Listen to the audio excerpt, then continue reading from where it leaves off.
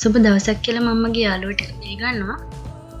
ඔයාලා දෙකතු වෙන්නේ ප්ලෑන් අදින එකේ පස්වෙනි කොටසින්. මේකේ මුලින් වීඩියෝ ටික බලපු නැති අය මුලින් මේක බලලා ඉන්න.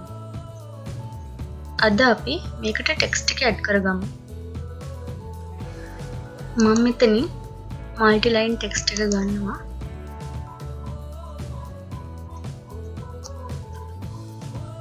බොක්ස් එකක් ඇඳගෙන මම ටයිප් කරනවා මේකේ මාස්ටර් බෙඩ්රූම් කියලා.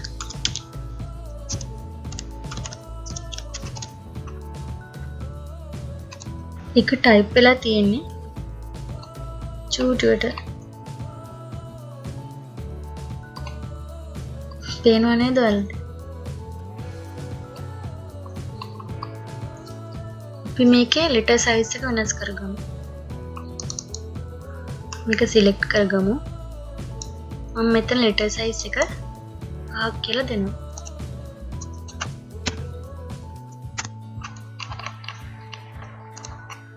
හරි. ඒ විදිහටම මම අනිත් ඒවාගේ නම ටයිප් කරගන්නවා.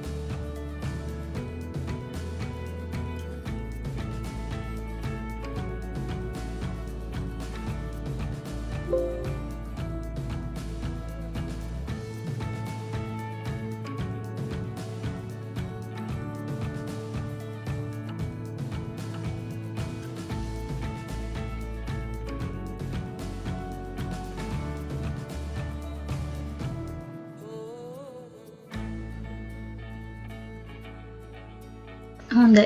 මේ විදිහට මේවා නම් කරගන්න පුළුවන්. අදට අපි ඉතින් නවත්තමු. ඊළඟ දවසේ අලුත් වීඩියෝ එකකින් හමු වෙමු. ඔයාලට සුබ දවසක්.